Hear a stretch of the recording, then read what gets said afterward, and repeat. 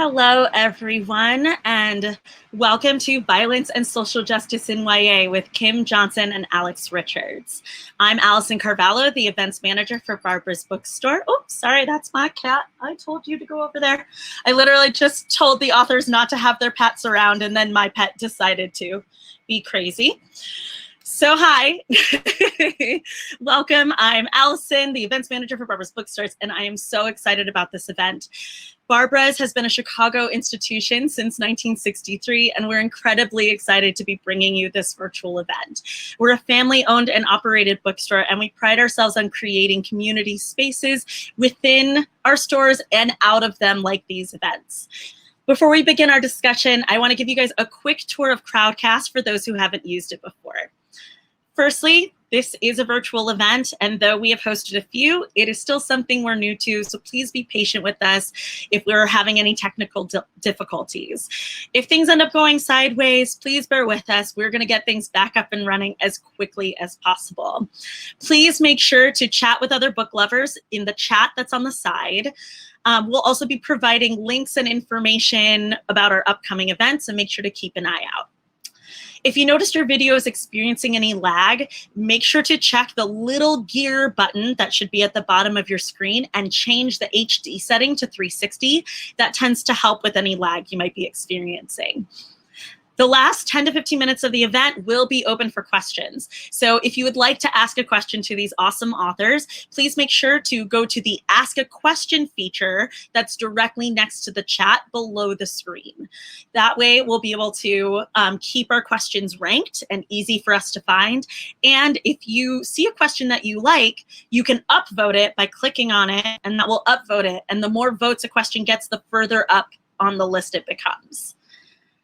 And, one of the most important things to mention, if you look right below the image right here, you're going to see a green button that says click here to purchase a copy of Accidental and This Is My America. This is where you can get a copy of the book. So if you click on this link, it'll direct you to our store where you can purchase it online. These books will also be available at our bookstores, but please make sure to call ahead and confirm that they have availability before you go to the store to pick it up.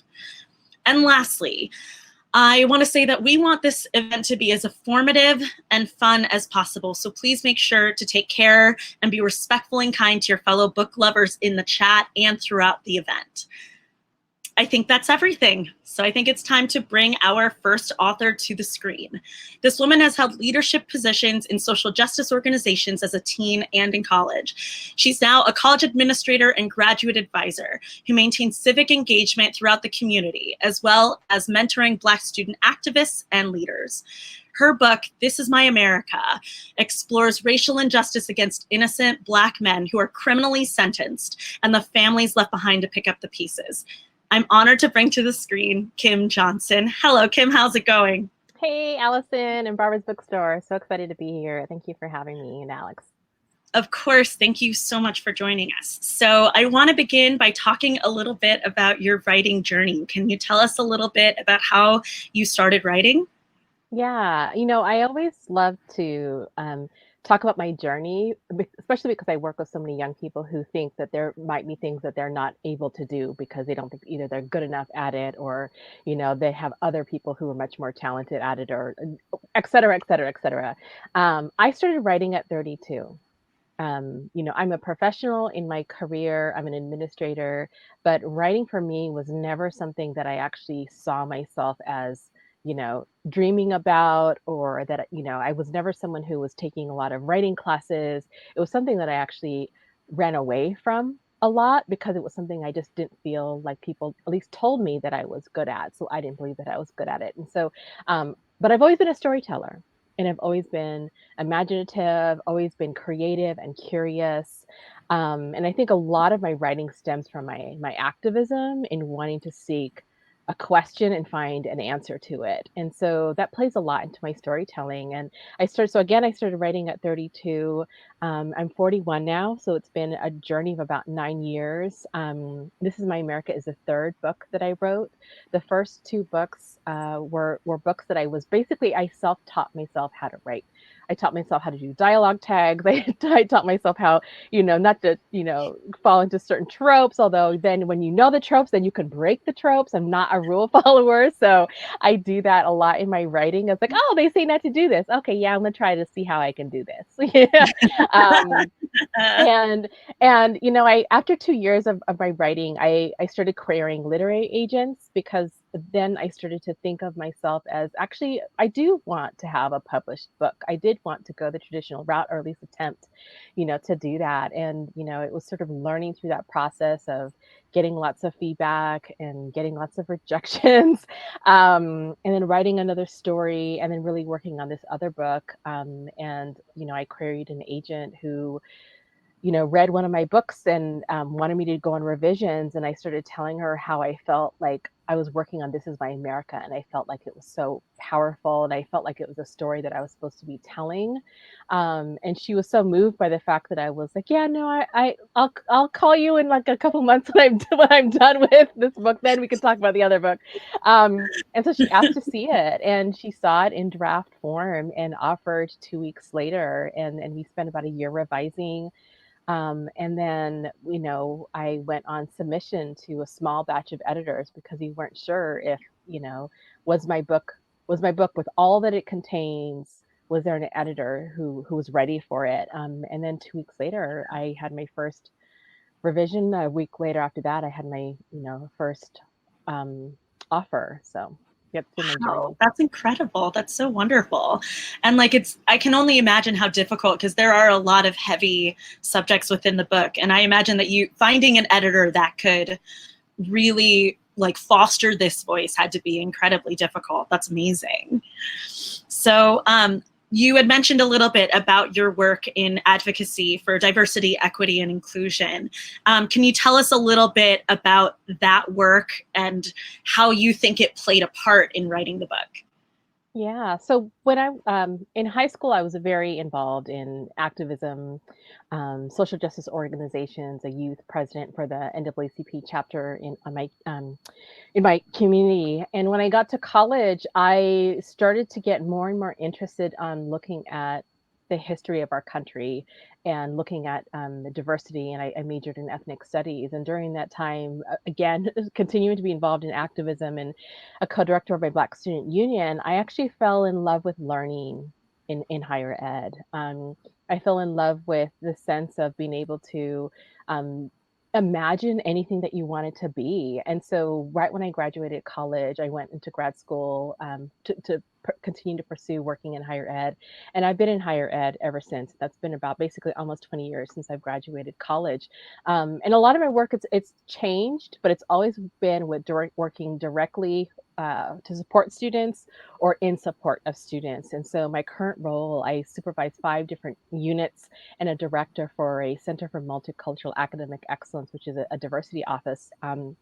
And I live in a state that's not very diverse, and at a large public institution. So it's a predominantly white institution. And so a lot of the work that I do, even though being an administrator, because there's such lack of diversity on our campus, I know a lot of the underrepresented students. I seek them out. If I see them, I force them to say hello to me. I let them know that I am there for them. And I'm in a place where, especially now, everyone's in their phones, and they're not paying attention, and you have to be like, hi, what's your name, who are you? And so a lot of my students are activists. A lot of my students were like me. They were questioning, and that really played a huge role in my main character, Tracy, in the story, because I wanted her to have elements of agency. I didn't just want a story that was only on heavy topics that people can sort of feel like, oh my goodness, this is so depressing and sad. I wanted that to be the reality, but I also wanted young people to feel like if there's something wrong, either directly in their life that's impacting them, or something that they see in the world that's wrong, or that they want to change, that they actually can be a huge part of doing it. And so the feistiness in my main character, the relentlessness in her, the fact that she won't allow you to say no, that is because of my students. Those are the students that I really enjoy working with. So even when they're challenging me, I still have some moments of reflection of how I can be better. So, I mean, her voice is super strong. We're going to talk a lot about her and talk a lot about both of the main characters that you and Alex have written, and just kind of how strong these young women are. So we're going to talk about a lot of bigger issues a little bit later in the talk, but I wanted to talk about a couple of things specifically with your book that really stuck out to me. One of the things that I really connected with was kind of Tracy kind of expressing the microaggressions that she experiences throughout her life. Things like a person holding the purse a little bit tighter, or the fact that you have to think about maybe leaving your backpack in your car if you're going to go into like a convenience store or things like that, because you just don't want to deal with someone following you around in the store, any of those kind of accusations. These are some realities that many readers may not understand. I'd love to hear a bit about kind of your process in choosing to include those microaggressions and kind of the thoughts behind making sure that those kind of things played a role in the book. yeah, really good question. Because I'm an educator, because I live in an environment where I'm often one of the very few underrepresented people in my community, I always find that, if you haven't had those experiences, you actually aren't able to recognize that that is on the mind of underrepresented communities all the time. Every single day, it actually, is on our minds. And I've seen a lot of commentary, people not understanding what microaggressions are, or saying that you're being too sensitive. Or I've even seen recently in the news a couple of weeks ago about someone mocking the fact that people, because they don't think of color, that they can imagine that people are really walking out into the world and saying like, I'm Black today, like, and mocking, like, are you really thinking you're Black today?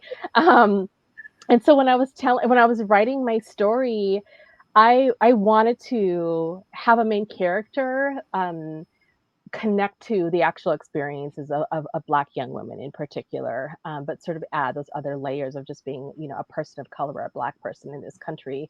Those are things that they pay attention to. What is safe? What is not safe? What is going to be the smoothest way for me to navigate my world? And there are decisions that we make on a daily basis about how we engage in the world for our own safety, security, and so that we actually can feel like we can fully embrace the world in the way it is. And I wanted these moments that are very sort of slight, that weren't so in your face, because a lot of it's so it's so subtle, and sometimes you don't even recognize what exactly is it.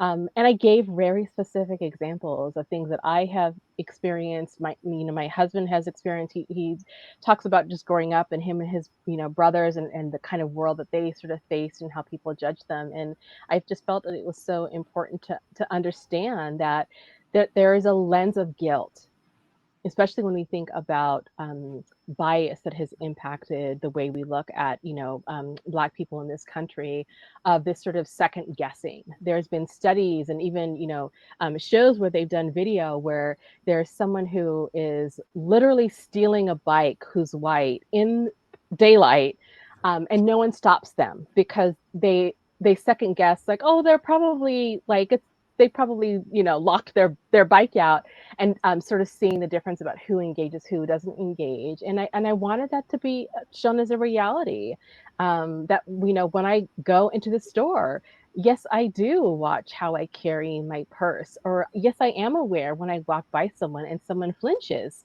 regardless of how I'm dressed. Not that that should matter. So it was important for me to be real in my story. Oh, definitely. Yeah, I could, as I was reading it, I was like, yep, I've seen this, I've experienced it, I relate to it. And it was wonderful to know that there are going to be other people that are going to read it that maybe don't necessarily live that reality, and will be able to kind of even get just like a little peek into what that reality is. It was definitely really wonderful to kind of, I mean, obviously what's happening is not wonderful, but wonderful to see it represented in a book. Another thing that was really interesting to me was the representation of media within the book. It's kind of bookended by media appearances, and media plays a large role throughout plays a large role in the plot and kind of in the storytelling throughout.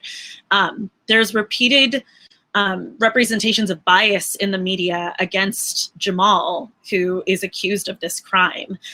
What inspired you to include that media perspective within the book?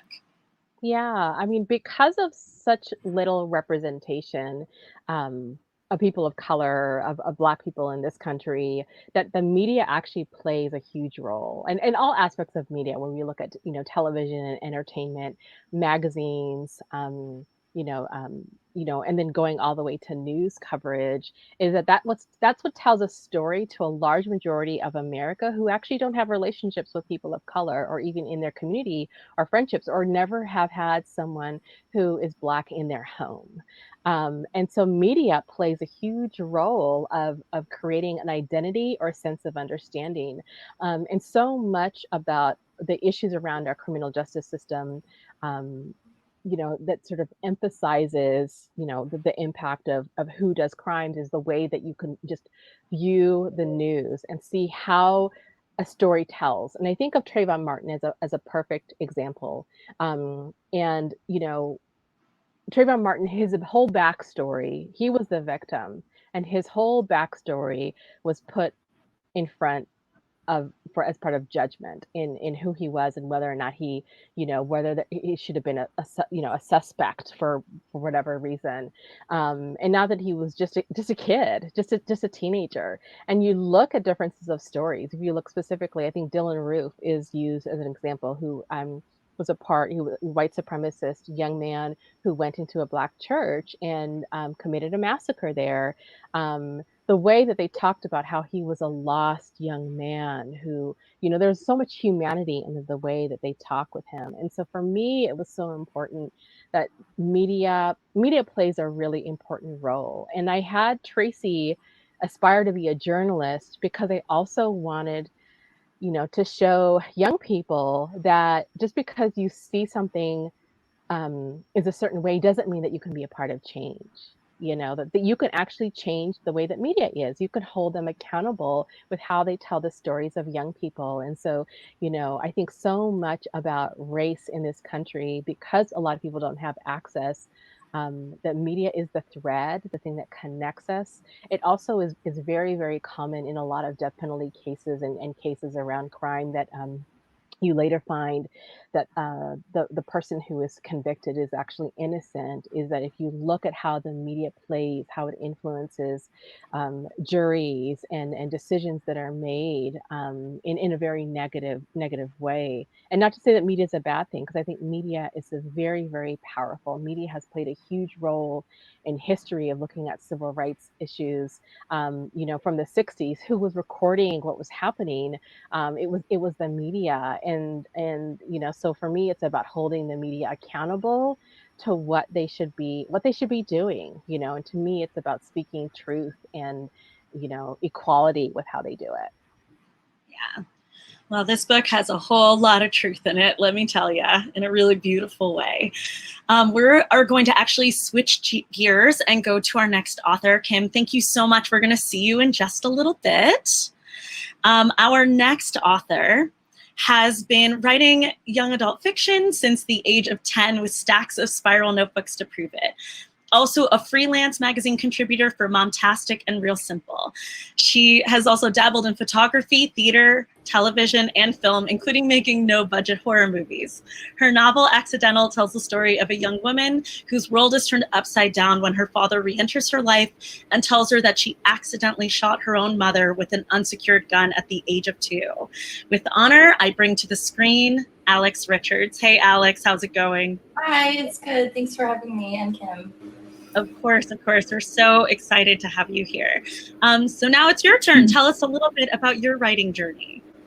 Okay, well, it's interesting hearing Kim talk about it's both different and similar. Like I've spent a lot of years writing books that didn't sell and thinking that it was going nowhere. And then I found I had actually written a different book, and I found my agent, and that book didn't sell, but I just had this idea. I don't know. Once it came to me, it was one of those things, like it was all I could think about. And it took like a few different tries to kind of get the voice right for me. But I've always been a writer. I come from a family of writers. And so it's always seemed like an option and something that's been really nurtured and supported for us. So I kind of just always have felt like I wanted to be a writer. So I was really excited when this book kind of started making sense for me, and I was able to find somebody who wanted to support it and help get it published.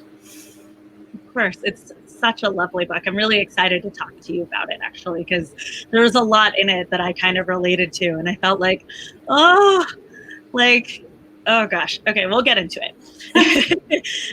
In your author's note, you say this book was inspired by an article that was the true story of a tragic shooting. Can you talk a little bit about that and how you began working on this book?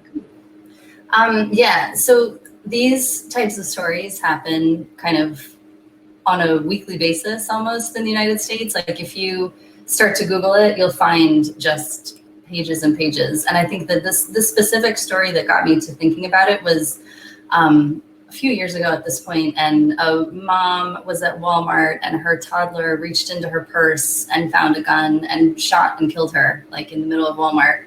And I had just had my son, and I don't know, it just really struck me. And I think I started reading more and more stories about things like this. And I think I had sort of, like you kind of hear like the headline every once in a while, but you don't really think about it because these stories aren't really followed up on very much because they involve children. So like they'll report the tragic headline and then that's it. There's never any follow up on the story. And it just was so heartbreaking to me to think about this. I mean, little kids, because I had little kids when it really started to sink in to me how awful this was. And so I think I just started thinking about it. I started reading more and more stories, news stories, and gun statistics, and trying to really think about it. Just gave me this kind of like, I don't know, I think I started really thinking about what the different outcomes might be, because I have little kids that when something bad happens to them, they often forget. And, and it's like, a year later, it's like, do you remember that time when you like hit your head or something? They're like, no, I don't remember at all. And, something that seemed traumatic can be forgotten, especially if you don't bring up the memories over and over again. So I think that idea really started to stand out to me, and thinking about if this were to happen, what does happen to the kids? Because a lot of times, I mean, they just don't follow up on the stories. So I think some kids are brought up knowing, and they're in a household where there is still another parent, and they're raised, and maybe they find out what happened. But I don't know. I guess it's maybe like a hopeful book for me, that maybe there are kids that don't find out, or maybe are able to grow up without that kind of intense feeling, the feeling of guilt that it gives you. For sure. The character of Joanna experiences a lot because of her father coming back into her life and exposing this huge secret. It basically leads to her entire world kind of blowing up around her. And before that moment, she was kind of like rolling easy, like she had a strong group of friends. She knew what she loved and knew what she wanted to do. And then kind of literally everything feels like it's just blowing up around her. And it's almost kind of like she has to deal with processing the grief of her mother in a way that she probably didn't have to process it before, because she was so young when she lost her mom. So she missed her, but there wasn't kind of that literal process of grief. Can you talk a little bit about that kind of headspace and kind of dealing with how to write about grief in that, especially under these particular circumstances, because that can be a difficult mindset to get into?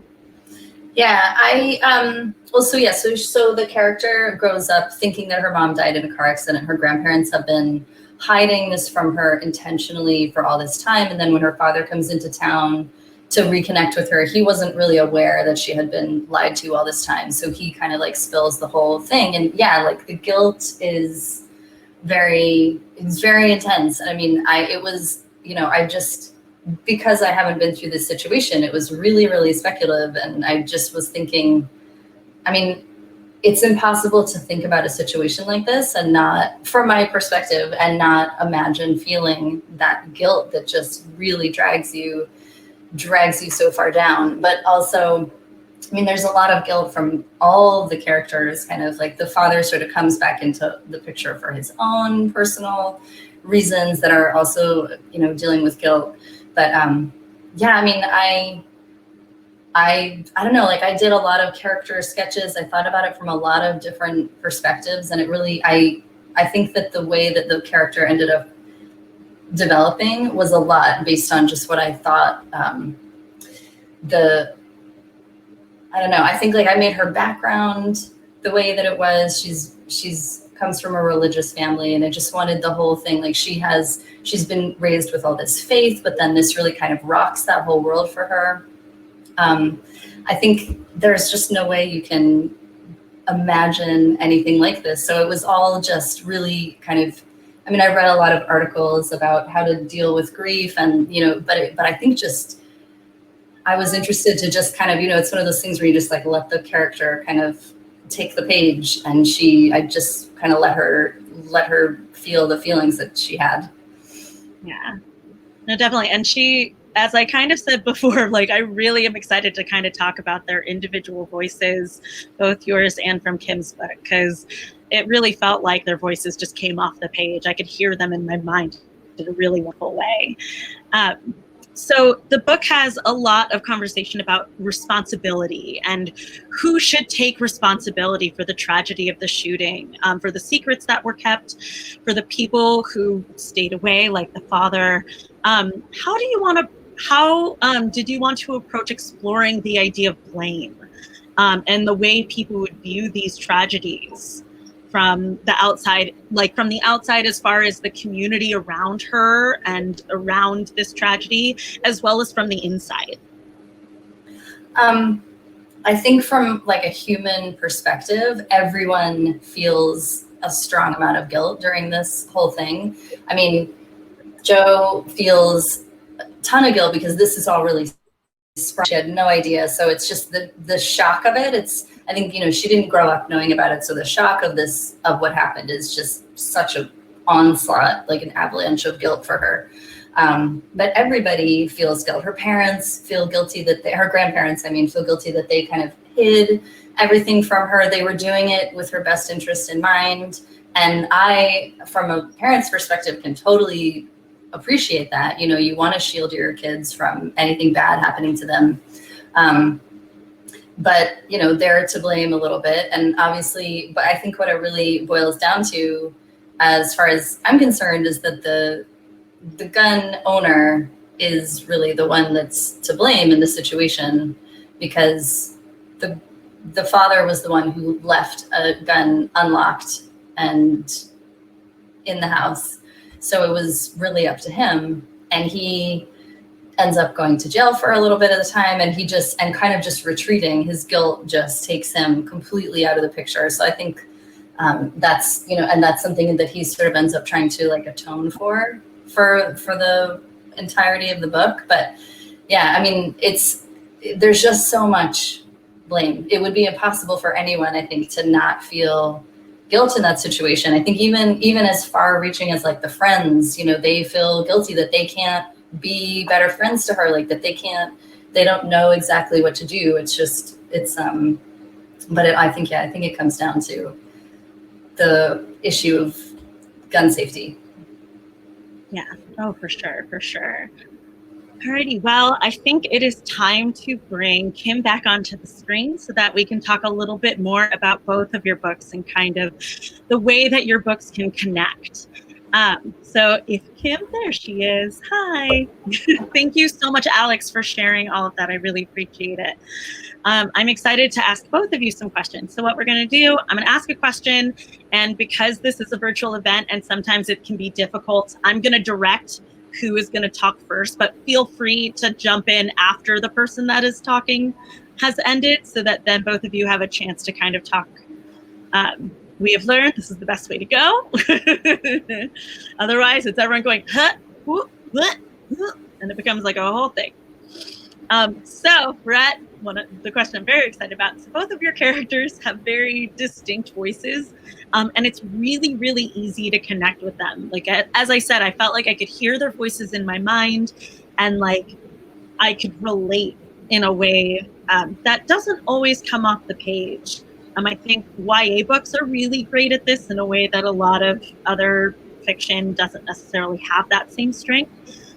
So could you tell us a little bit about like your favorite parts about your characters' voices? Let's begin with Kim. Yeah, so I think for me, I get it from just listening to young people. If you really truly listen to young people, I think you'll always have a really strong voice on the page. And, I think just characteristics is that, Tracy is lively.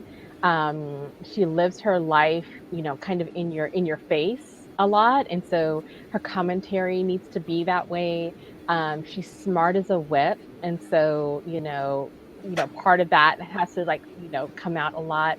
But she's also guarded in a way, just because she's had to sort of live her life, and she really wants to demonstrate doing things on her own. And so I really wanted to have a full-blown character who could love hard, who could defend herself hard, who could be, adventurous, and not be such a sad person all the time, but do other kinds of things. And so that's sort of some pieces of her character, her voice.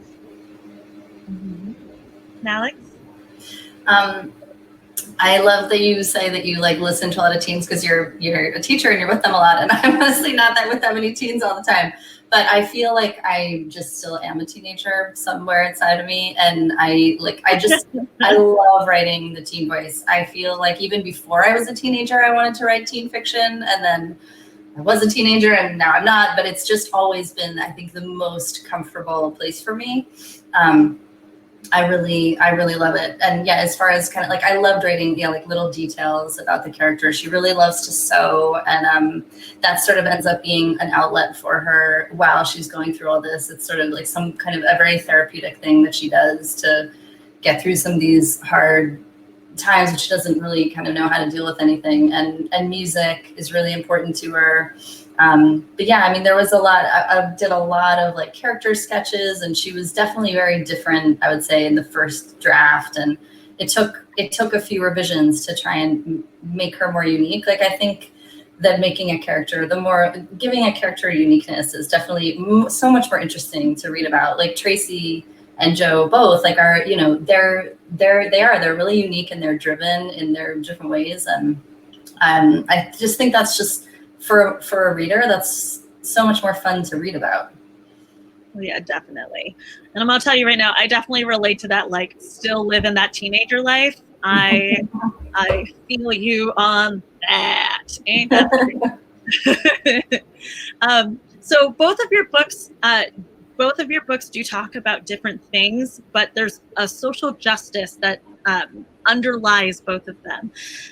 What do you find is the most important aspect of social justice that you want to communicate in your book? Let's begin with Alex. Sorry, thanks for pausing. Y'all followed the directive. I was a little slow. Alex first. I mean, I would definitely say activism.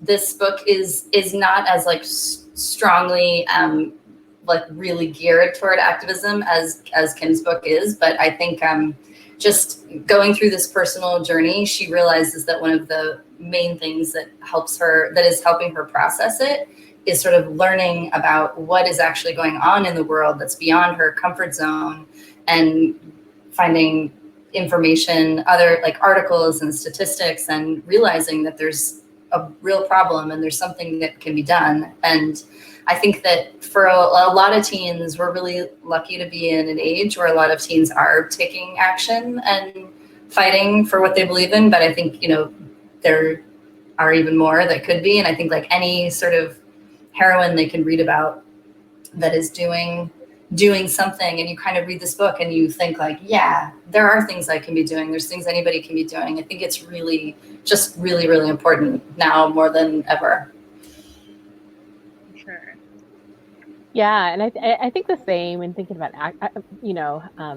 I always want young people to be passionate about whatever they believe, whatever they want to take away. I think before, when I was writing this book, it really was about understanding the entire criminal sort of justice system and the faults within it, about how it impacts African Americans and people of color disproportionately. But now, with everything that's in the world, for me, I am going to this language that I'm seeing more and more about being anti-racist. Because I think that if that's the social justice issue that you tackle, it can actually resolve so many different systems. Because if you're anti-racist, you're doing it in every single aspect of your life. And so that, to me, I love that as a takeaway. And I think, just like in Accidental, they're both teams who want to do something. Be a doer. I think that you can observe stuff, you can feel like it's wrong, but if you're not doing something towards it, then you're kind of allowing it to occur in a way. Oh, definitely. And that was definitely kind of my takeaway from reading both of your books, was kind of that feeling of like, anyone can do anything. Like, there's always something you can do. You can look at a problem and you can say, well, what is my role and what can I do in order to push forward? And I definitely think your books do that for sure. So religion is a prominent aspect of both of your books. Tracy's community is heavily influenced by her church, and then Johanna's upbringing is incredibly influenced. And you're talking about a lot of heavy issues. What was important about including religion while discussing these kind of difficult, bigger problems? Let's begin with Kim. Yeah, so in the Black community, the church historically has always been sort of a beacon of community, even for people who aren't religious. So this isn't a religious book in any form, but to me, it was really important to have these sort of remnants that could feel like home for a lot of Black families. A matriarch figure who, when the world seems like everything is going wrong, you have to turn to something. And so a lot of people within the Black community, have turned to the church, have turned to thinking about they can't control anything else around them. Let me look at sort of religious. I do try to play around, though, with the concept of religion. And for Tracy, the main character only sees she sees the church as that, like, it's been this sort of like safe thing that, like, if you do the right thing, as she's taught, if you do the right thing, good things will happen to you. And so when her father goes to trial for the first time, a lot of the story kind of goes back to her memory of what she thought trial would be for her father. She thought the judge would be like the pastor, and that truth telling would happen. And then, because her father was telling the truth, that everything would be fine. And that doesn't happen. So that's why I really want to kind of play with that concept a lot in the story. Mm-hmm.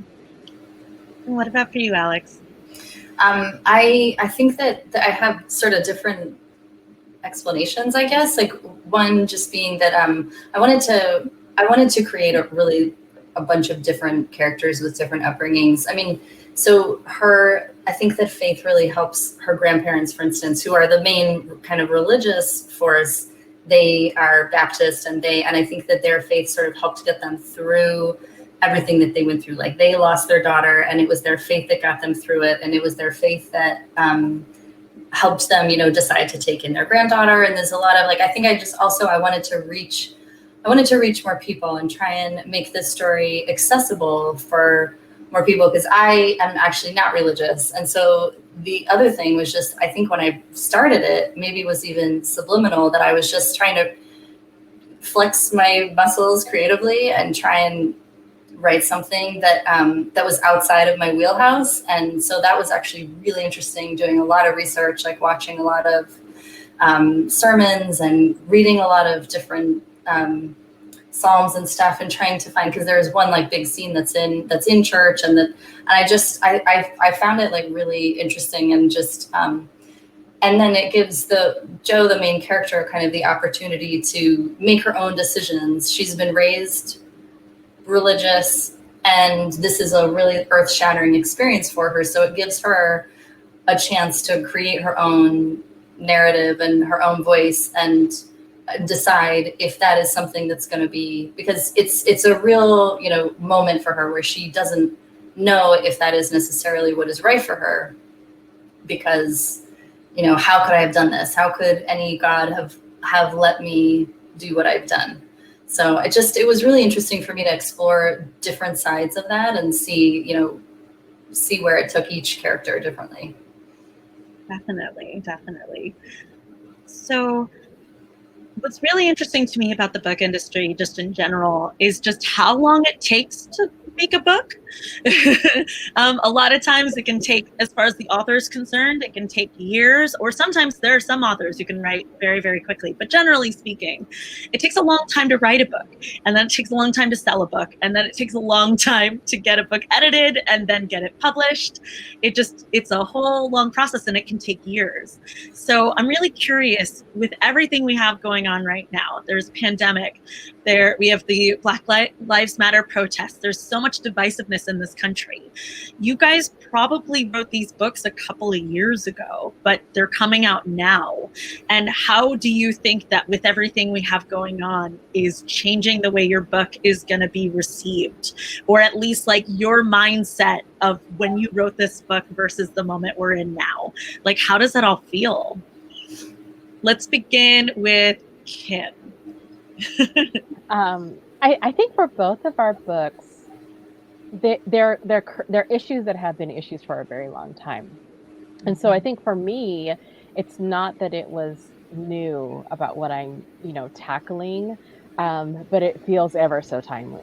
And I can't even run away from it. And it's painful in a way, I'll be really honest, because, these issues, what's happening in the world, it directly impacts me. It directly impacts my family and how the things that I want resolved so that I can raise my kids, so that I don't have to worry about when my son goes to the basketball court to play on his own, that there won't be something that happens between here and home. I mean, here in the basketball court, when he goes or when he's in school. But I never imagined when I was writing that it would be during this time. I do consider myself, the more I think about it, a literary activist.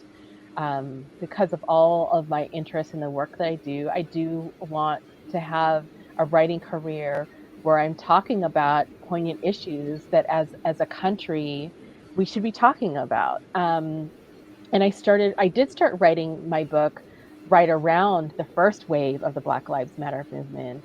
And seeing how much the media was talking a lot about police brutality. And for me, as someone who studies these issues and understands these issues, knowing that's a sliver, that's a symptom of racism in a system that was built, many years ago after slavery ended.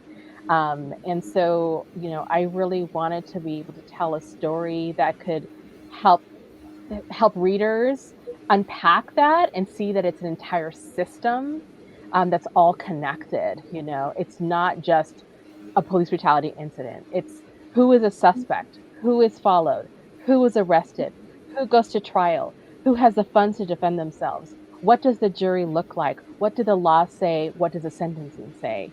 And if you look at all of that, race plays a huge factor.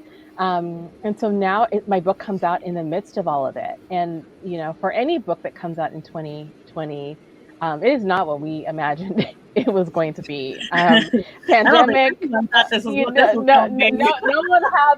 one whoever did buy lottery tickets, because no one could foresee it. And I don't even know what next week is going to look like. And that's a really scary place, I think, to be in, just for a lot of people. What is 2 months from now going to look like? Not just only pandemic, but we're coming up on election. Where people are continuing to lose their jobs. Their resources are being pulled, it is going to be a scary place. And, I hope that my book, and I definitely think that Alex's book does this too, is that young people especially need to be able to go to something to feel like they actually can control something and take power in something. And so whatever the next few months, year looks like, I really do hope that young people feel like, as bad as it might seem for whatever their circumstance is, that it's not over, that there's something beyond that they can be a part of and change. Definitely. Alex? I mean, it's beyond, the weirdest thing you could imagine to release a book this year. But I agree with what Kim is just saying, that things have changed so rapidly. Like when the pandemic first happened, it's like, oh wow, I wrote a really heavy book. Nobody wants to read that. Like everybody, was just like, I want to get out of my head and I want to read something light and that makes me feel happy. And I totally get that. And I was reading those things too. But, and then, so terribly the way things have been going, but it's also changing people and it's getting people more, involved. And I think that that's really important. Like since the beginning of June, and people are realizing, that activism is what is going to make any kind of a difference. And I think that my book is obviously less sort of like of the moment than Kim's is, and everybody should read this book because it's amazing. But but gun violence is something that's obviously been a problem and is a problem. And just this specific topic of gun violence is something that is so incredibly overlooked. And just it's about gun control. And I think that's something that obviously isn't being taken seriously enough in this country right now. And it's something I hope that this book just gives a little bit of perspective. So even though the timing is very off, and who knows if people are in the mood to read this kind of thing, but this is still like last week, like a kid shot and killed his mom in the car, was driving, and she drove off the road. Like these things are happening all the time. And if we can be and with all of our writing and just trying to make people more aware of what's going on, make anybody that's reading these books think a little bit further and what they can be doing. And it's true, yeah, who knows what it's going to be like a few weeks from now, what kind of thing we'll be latching onto. But I think also it's really important that this is an election year, and these are really important issues that need a serious amount of attention. And I just want to add to that, with what you're saying, is that I've seen Parkland survivors be activists around Black Lives Matter and talk about the election. And so, I think that that's something that's very powerful, is that, our issues can be connected because we're a community.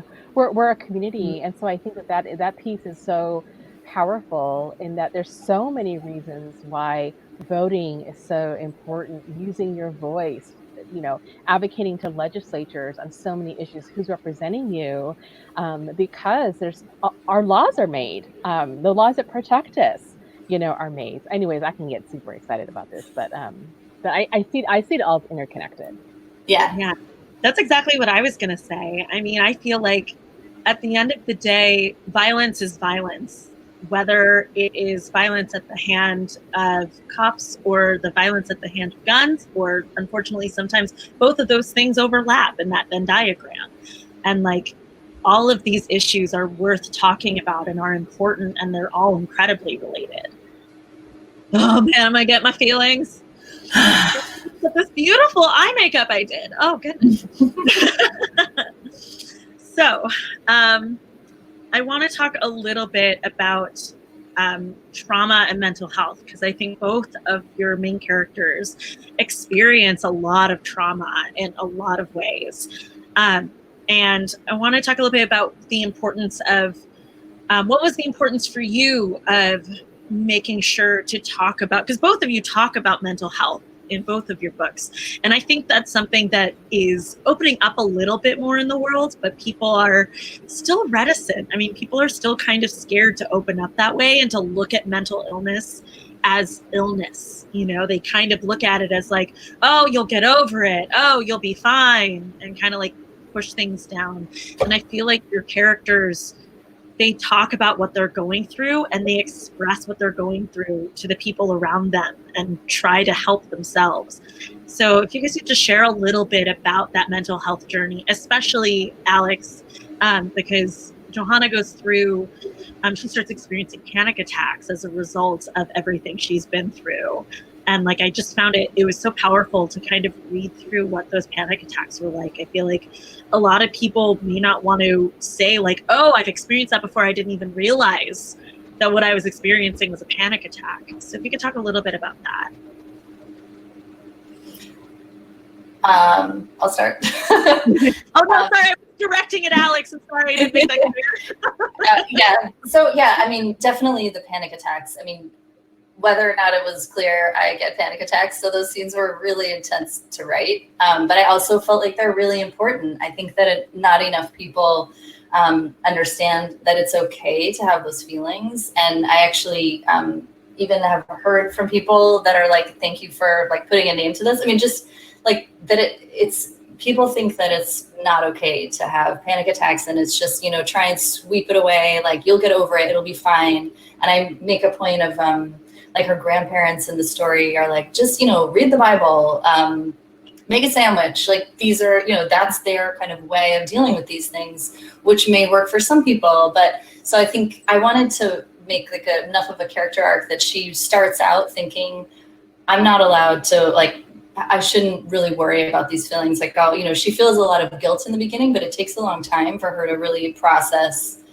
that she is having really deep emotions and that it's okay. And it's not until like very late in the book that she starts thinking about the idea of getting therapy and talking to somebody about her problems, which hopefully, because you said like people are so reticent kind of to be opening up to these things. So I think that's partly why I wanted to make her character a little bit closed off to the idea of it, so that we could go on the journey with her and see that it's okay to open up to these things. And going through a trauma there's no right way to go through a trauma, and that, you know, you need to deal with it in different ways, but definitely talking to somebody. And when you're having those kinds of really intense panicky feelings, you know, you need to find ways to get through it.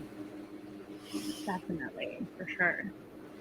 Yeah. And I think that, you know, in for This Is My America, there are letters that Tracy writes throughout the story, and they're really sort of pleas to Innocence X to take her brother's case, her father's case, but they're written in a way that it almost is like she's actually journaling to herself, because she it's almost like she doesn't feel like they're actually listening to her.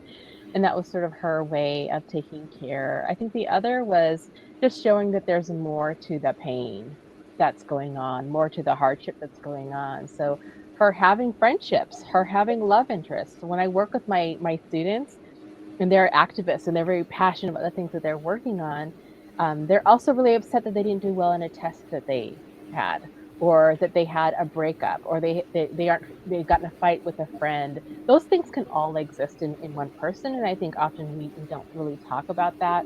I think if there was one regret that I have with my book during the time that we're at, is that I didn't talk enough about mental health or provide resources at the end, because I am thinking about a lot of young people who are very active right now. They're protesting, or they're just feeling the weight of the world, and they might not know how to handle that, or they're going so hard and they're not actually caring for themselves.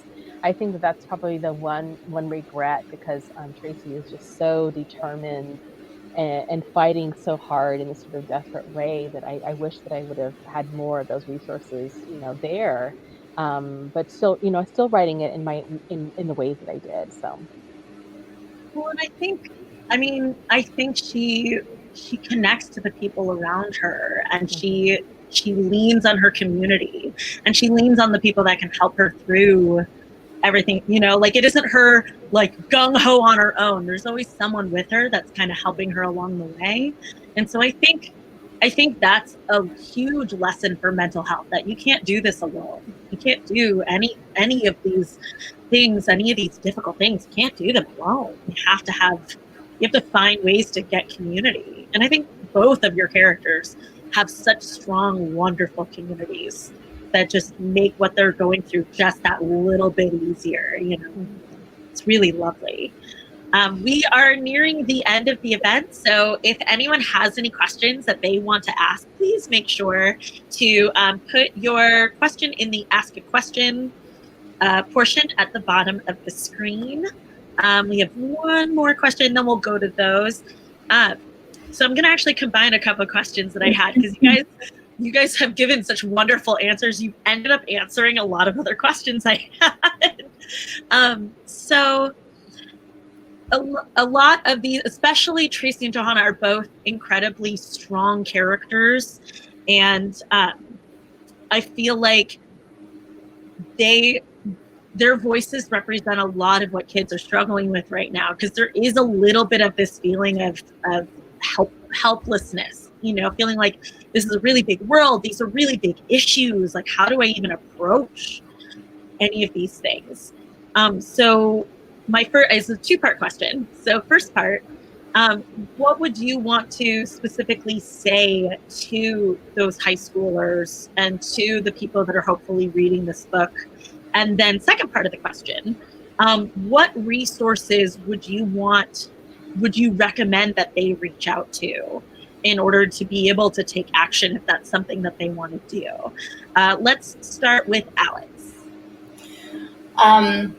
I think, all right, so for the beginning part of the question, I think what's really important in our books, but just in YA, like across the board, is finding a way to relate to the reader, and finding a way, like, because there is hopefully a small chance of people relating to my character's specific struggle and predicament. But I think that the feelings, with both Tracy and Johanna, like, these are feelings that everybody is going through. And I think that's what we all do as writers, is try and find ways to make a specific story be relatable to every individual person who's reading it, and really be able to, once you can kind of feel their pain, then you can relate it to your own pain. And hopefully, with these books, thinking like, there are things I can do. Like, I can go, sit around and do nothing, or like, and tending to your own personal pain is not doing nothing. It's not like you have to go and join a march, or, go out on the streets with petitions. Like, those things are great. But I think just realizing that there are ways to work through your personal pain, I think, are really important. And I think that a lot of people just you're not really given permission necessarily to feel your feelings and like nurture yourself. So I think that's really important. But, then as far as like resources, I did so much research about, this whole thing, like reading a lot of really, getting statistics, like the Giffords Foundation, Gifford Center, and the Brady campaign, and Every Town for Gun Safety. And because this book takes place in New Mexico, where I'm from, I reached out to an organization, New Mexicans to Prevent Gun Violence. And they do so much amazing stuff with high school kids. They do murals in schools, which is like where I, started thinking about that whole idea of like painting an anti-gun violence mural, and so many things. Like, once you realize what is important to you, there's so many things that you can do. I mean, luckily, that you just can do such a search and find so many things to make it accessible and find what's kind of where your voice can fit in. Definitely. Kim? Yeah, so I think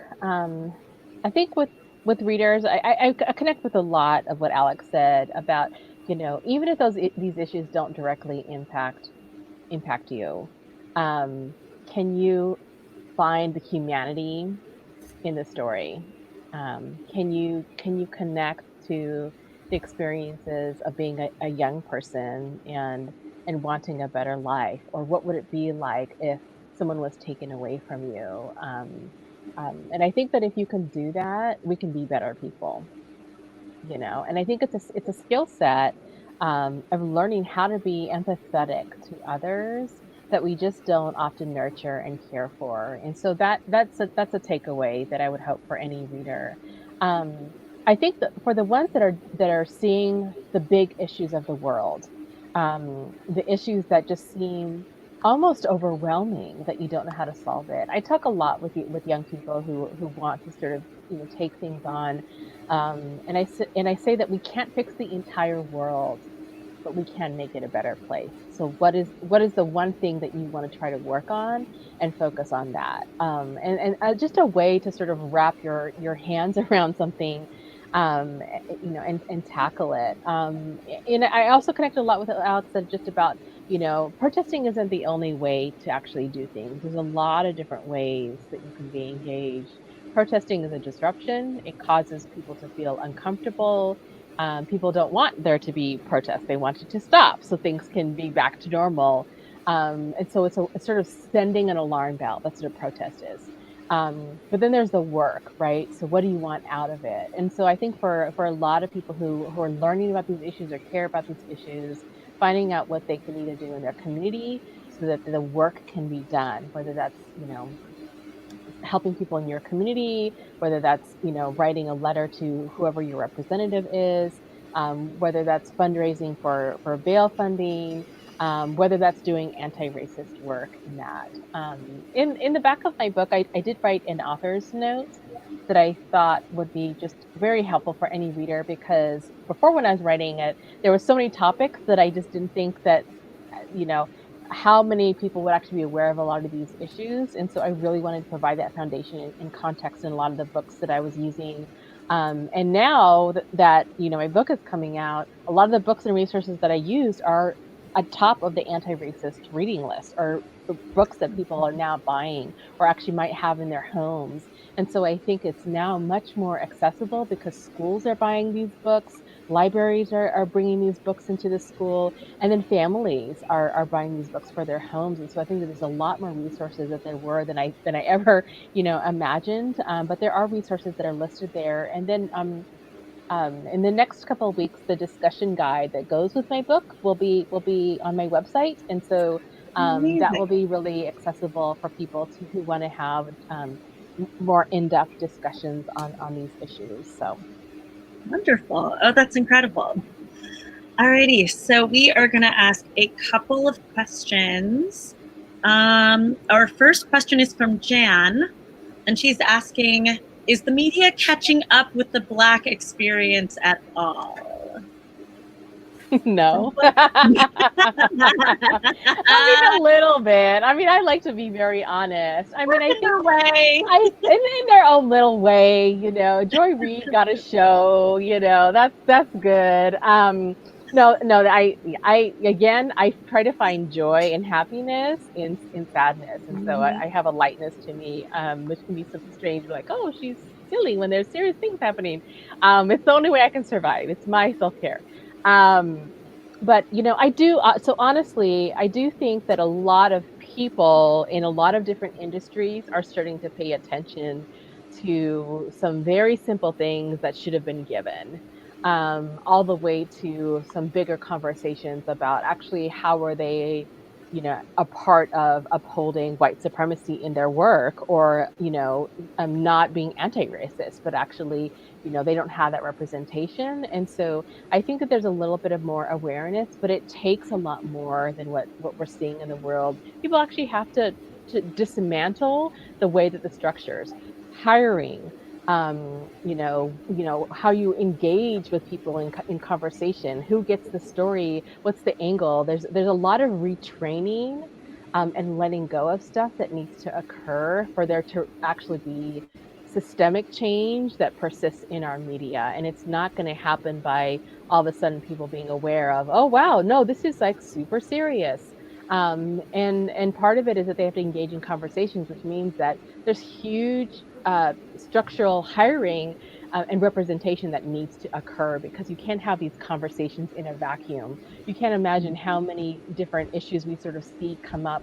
An article or a storyline or a product comes out that if they actually would have had, a person of, varying identities or intersections, would have told them that it's not appropriate what they did, or it's actually not fully representing the potential of the clients that they could get because of their lack of representation. So there's still a lot of work to be done, and there's been some good things that have occurred recently. Definitely. Yeah, I always think about, slightly off topic, but I learned that the iPhone was like, all the engineers who worked on the iPhone were all men. And so there was this question about the fact that like it's uncomfortable for women to text on an iPhone, because when it was for a long time, it was so big that like, unfortunately, if you were someone with smaller hands, which women tend to have smaller hands, it would be really uncomfortable. Like, all where the placement of the buttons is so high, because bigger hands can reach those big buttons. And like, it's such a small example of like a wider overreaching problem of that lack of diversity within such a big, you would think that someone would be like, hey, people might not be able to reach those buttons. Mm-hmm. Like there's lots of places where that is so prominent. I'm going to ask one more. Have you, and this is by, oh, I'm so sorry, I'm going to butcher this name, I just know it. Tlaloc or Tialak. I'm so sorry that I am butchering that name. My sincerest apologies. Have you had any YA readers send notes or other responses to the powerful issues within your books? Anyone could go.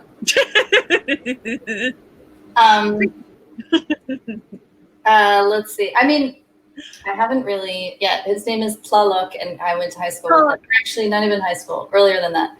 But thank you so much for correcting me. But I mean, not that it's my book is still new, and Kim's book isn't even out yet. So I mean, it's interesting. But I think I think it's getting people to really think about it. I mean, when I tell people what my book is about, mostly the response is like, wow, I never even thought about that. Like, the idea of like a kid doing that. I mean, because you kind of see the headline and it's tragic, and then you move on from it, and it's not something that we're like having marches about, and it's something that's like it accounts for like kids. There's like 4 million homes that have unlocked guns, and the statistics of like gun violence is the second leading cause of kids in the United States. But my kind of specific niche topic is really not addressed. So I mean, I'm hoping that I can answer that question better, in the future, when people maybe start to think about it. Definitely.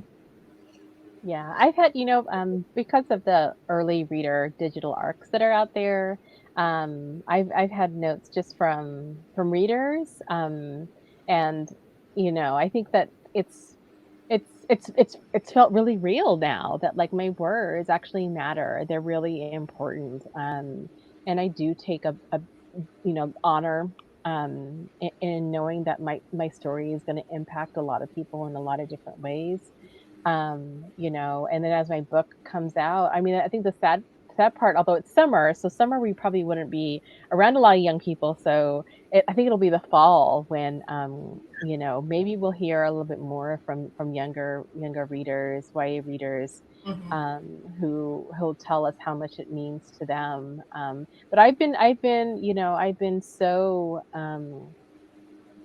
so filled by the kind words that people have shared, about my work. And I think probably for both, Alex, I'll speak for Alex, but I'm about to speak for Alex, and myself, we do touch on topics that people don't want to talk about that are controversial.